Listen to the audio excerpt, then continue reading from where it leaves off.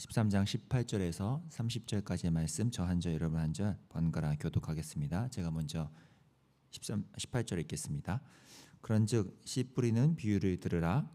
아무나 천국 말씀을 듣고 깨닫지 못할 때는 악한 자가 와서 그 마음에 뿌려진 것을 빼앗나니 이는 곧 길가에 뿌려진 자요 돌밭에 뿌려졌다는 것은 말씀을 듣고 즉시 기쁨으로 받되 그 속에 뿌리가 없어 잠시 견디다가 말씀으로 말미암아 환난이나 박해가 일어날 때는 곧 넘어지는 자요 가시떨기에 뿌려졌다는 것은 말씀을 들으나 세상의 염려와 재물의 유혹에 말씀이 막혀 결실하지 못하는 자요 좋은 땅에 뿌려졌다는 것은 말씀을 듣고 깨닫는 자니 결실하여 어떤 것은 100배 어떤 것은 60배 어떤 것은 30배가 되느니라 하시더라.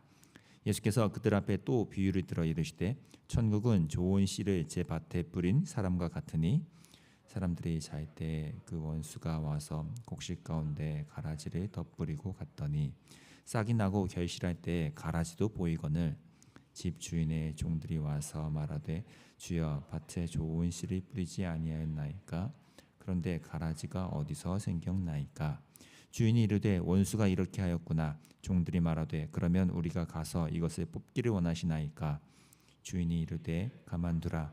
가라지를 뽑다가 곡식까지 뽑을까 염려하노라. 함께 읽겠습니다. 둘 다 추수 때까지 함께 자라게 두라.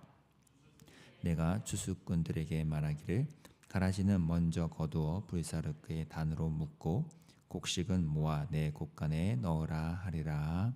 아멘. 어제 본문에서 언급된 씨 뿌리는 비유에 대해서 그 의미를 오늘 예수님이 직접 풀어주시면서 얘기가 진행되고요. 또 그거에 이어서 곧바로 또 다른 하나의 하나님 나라 비유죠. 이 좋은 씨와 가라지라는 것을 비교하면서 이제 비유하시는 것이 오늘 본문에 등장합니다. 이 두 가지의 비유가 마태복음에 나란히 위치하여 등장한다는 건 나름의 의미가 있겠죠. 일단 첫 번째로는 그 두 비유가 공통점이 있고 또 차이점도 같이 갖고 있다는 거예요. 어떤 공통점이겠습니까? 둘 다 씨라는 것을 하나의 매개체 비유로 삼아서 하나님의 이 말씀, 이 복음에 대해서 사람에 대한 반응과 그 일의 결과를 표현하고 있다는 거죠. 씨를 통해서 비유하고 있는 거고, 그럼 차이점은 뭘까요? 앞에 있는 씨 뿌리는 자의 그 비유는 현재형이죠. 현재 지속적으로 계속해서 이 하나님의 말씀에 대해서 우리가 어떻게 반응하게 되고 또 그에 대한 결실은 현재적으로 어떻게 일어나는가, 주의 말씀에 대해서 우리가 어떠한 모습으로 나타나는 것들이 일어나는가에 대해서 말씀하고 있는 거라면, 이 후자인 두 번째 좋은 씨와 가라지 비유는 조금은 이제 미래적인, 조금은 최종적인 단면을 좀 강조해서 보여주는 모습입니다. 그 말씀에 대해서 우리가 결국 최종적으로 미래형으로 어떤 모습이 우리에게 일어날지에 대해서 조금 더 그림으로 보여주고 있는 내용이죠. 그렇기 때문에 이 둘은 사실 나누어서 생각할 수가 없는 측면이 있습니다. 왜죠? 현재적으로 우리가 지속해서 하나님의 말씀에 대해, 복음에 대해서 그 은혜를 받아 결실하지 못하고 그저 이 왜곡된, 잘못된 세 가지 땅의 모습처럼 왜곡된 모습으로 땅으로서 우리의 마음밭이 유지되고 그것이 그냥 방치되는 것이 이어진다면 자연스럽게 어떻게 되겠어요? 우리의 미래적인, 최종적인 우리의 마음밭에 대한 결과는 이 두 번째 비유에서 말하는 것처럼 그러한 결과를 맞이할 수밖에 없는 것이 당연지사라는 거죠. 이 두 가지는 같은 이 하나님 나라 말씀에 대해서, 천국에 대한 말씀에 대해서 우리가 어떻게 반응하고 또 어떤 결과를 또 맞이할 것인에 대해 얘기해주고 있는 것입니다. 그러면 앞부분에 거요, 씨 뿌리는 비유를 먼저 잠깐 살펴보면, 우리가 잘 알다시피 말씀에 대하는 우리의 마음 밭을 이제 표현하는 걸로 우리가 알고 있죠. 그렇다는 건 이 마음 밭에 대해서 현재적으로, 그죠? 현재적으로 그 마음 밭에 대한 축복이, 또 현재적인 심판이, 저주가 일어나고 있다는 거예요. 오늘 현재적으로 우리가 하나님의 나라의 말씀에 대해서 어떻게 반응하냐에 따라 그것은 말씀의 축복일 수도 있고요, 현재적으로요, 또 말씀에 대한 심판, 저주가 될 수 있다는 거죠. 왜죠? 어제 본문을 통해 제가 나눴죠. 우리가 주의 말씀을, 하나님 나라에 대한 복음을 눈으로 보고 귀로 들을 수 있는 것 자체가 복이고, 그렇지 못하는 것은 이사야서에서 예언한 것처럼 하나님의 심판이 이루어지고 있는 모습이라고 말씀드렸지 않습니까? 그렇다는 건 우리가 평소에 현재적으로 하나님의 말씀에 대해서 어떤 반응을 보이느냐가 실제 그 말씀의 복을 누리느냐, 또 말씀의 심판, 저주를 경험하느냐의 모습일 수 있다는 것입니다. 여기서 주목할 건 이 네 가지 땅 모두 여기서 비유에서는 다 말씀을 들었다라는 거예요. 오늘 뭐 20절에 19절부터죠. 19절에 보면 첫 번째 봤을 케이스도 천국 말씀을 들었다라고 하고요. 20절에도 말씀을 듣고라고 돼 있죠. 22절에도 말씀을 들으나, 그리고 마지막 23절에도 말씀을 듣고, 다 말씀을 듣긴 들었어요. 말씀을 접하지 못한 게 아니죠. 결국 이 마음밭이라고 표현하는 건 우리가 하나님 나라 복음을 어떻게 대하느냐, 그 모양새에 따라 우리의 축복과 저주가, 심판이 현재적으로 복음 안에서 경험될 수 있다는 것입니다. 그렇기 때문에 호세아 선지자도 그 시대 때에 대한 하나님의 안타까움을 통해서 그렇게 말씀을 전하지 않았습니까? 하나님이 뭐라 하셨죠? 너희 묵은 땅을 기경하라. 지금이 곧 여호와를 찾을 때니. 하나님을 그렇게 막 안 찾고 뭐 무방비 상태로 있지는 않았거든요. 나름 자기들의 종교 행위를 다 했고요. 제사나 규례를 나름 지키겠다고 행위적인 거, 그러니까 뭔가 그 행위도 그들 할 수 있는 종교 행위들은 다 했기 때문에 그들은 자기들이 이 네 가지 밭의 비유로 따지면 좋은 마음밭이 아니라고는 생각 안 했다는 거예요. 우리는 좋은 밭이지라고 생각을 했다는 게 그들의 문제였죠. 그들에게 하나님이 그래서 그 묵은 땅은 기경하라라고 말씀한 것입니다.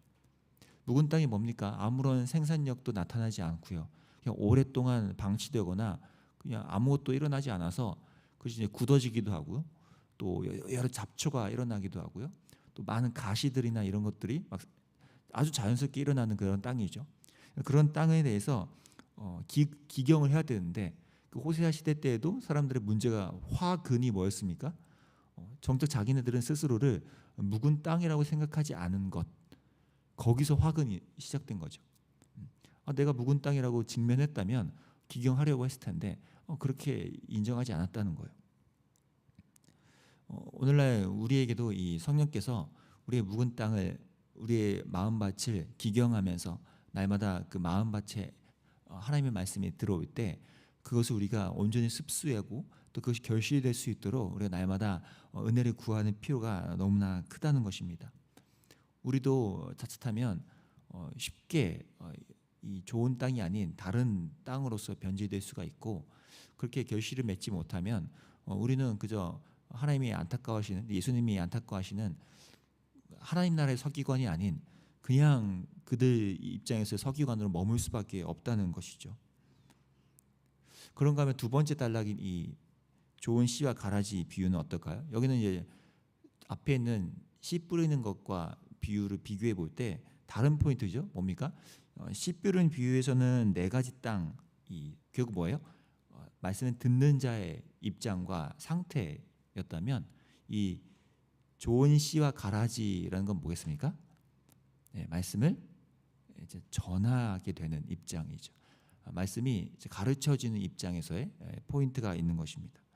그러니까 좋은 씨를 뿌린다 또는 가라지가 뿌려진다는 건 뭐예요? 이 밭의 문제를 지금 말하는 게 아닙니다. 듣는 자의 마음 상태 이런 걸 말하는 게 아니라 씨에 대해서, 그러니까 어떤 씨가 뿌려지고 있느냐에 대해서 지금 얘기하고 있는 거죠.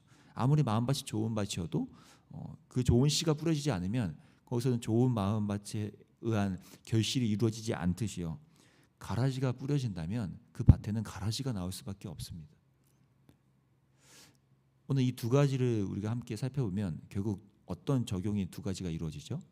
우리가 말씀을 듣는 자로서의 하나님의 은혜, 그 기경하는 은혜를 구하는 것과 동시에 또 뭐가 있습니까?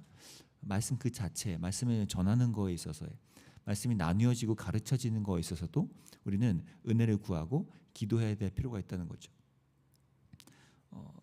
하나님의 말씀을 전하고 가르치는 입장인 뭐 목회자 분들이나 또는 교사 또는 교회 저희 같은 경우에 순장님들 또는 리더분들, 그죠? 심지어는 이게 주변의 부모님도 그런 역할을 하실 수 있겠죠. 그러니까 말씀을 전하고 가르치게 되는 그 입장에서 우리가 또 기도해야 되는 건 뭐겠습니까? 우리가 전해야 하는 그것이 좋은 씨여야 한다는 겁니다. 가라지로 여겨질 만큼 전혀 엉뚱하고 전혀 복음과 상관없는 내용이 밭에 사람들의 밭에 마음밭에 뿌려진다면 거기서는 좋은 밭의 결실이 이루어질 수가 없다는 것이죠. 왜요? 씨 자체가 이미 좋은 씨가 아니니까요. 우리가 함께 좀 기도해 주셨으면 좋겠습니다. 여러분 개개인이 또 우리 아이들과 다음 세대 아이들 모든 이들이 복음을 접할 때마다 우리의 마음밭이 기경될 수 있는 것, 동시에 또 어떤 기도입니까?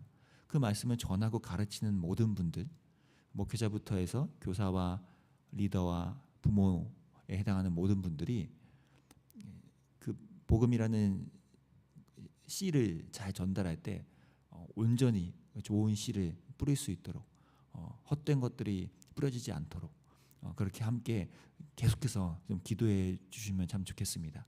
그러할 때 우리 수지 예본교회도 듣는 자나 또 전하는 자나 모두 그 한 은혜 안에서 좋은 밭으로 또 좋은 씨로 함께 하나님 나라의 복음을 풍성히 경험하고 그렇게 자연스럽게 거기서 좋은 씨로 인해서 또 좋은 밭으로 인해서 계속해서 결실이 일어나는 그 일이 교회 가운데서 일어날 수 있기를 간절히 바랍니다. 함께 그렇게 또 다가오는 주일과 또 모든 예배의 순간들을 위해서 기도해 주시면 참 좋겠습니다. 제가 기도하겠습니다. 하나님 아버지,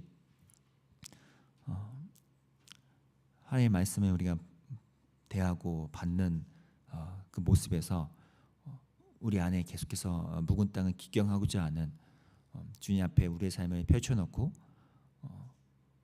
우리의 눈과 귀가 복 있는 자로서 서 있기를 원하는 그런 우리의 기도가 끊이지 않기를 원합니다.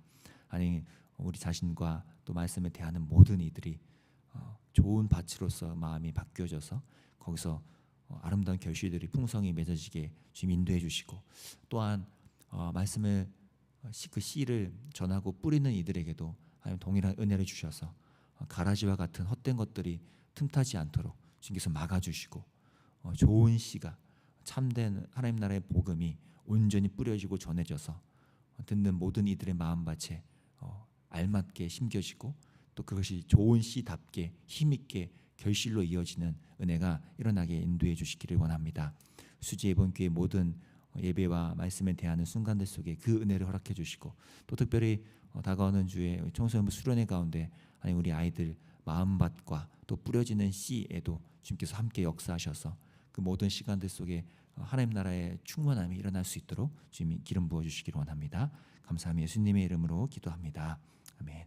두 가지 놓고 함께 기도해 하면 좋겠습니다. 마음밭의 입장에서요. 우리의 마음밭이 듣는 이의 마음이 주님 앞에서 좋은 땅으로서 날마다 기경될 수 있도록 우리의 묵은 땅이 남아있다면 그것을 갈아엎으면서 주님께 우리도 나아간다고 또 그런 은혜가 우리 모든 교회에 있게 달라고 또 말씀을 전하며 나누는 이들에게도 좋은 씨가 뿌려지고 그것이 우리 모든 공동체 안에서 계속해서 풍성하게 이루어질 수 있게 달라고 그 씨 뿌리는 역할을 감당하는 이들에게 헛된 것들이 틈타지 않고 주께서 온전히 붙들어 달라고 함께 기도해 주시면 좋겠습니다. 이 두 가지 놓고 함께 기도하며 나가겠습니다.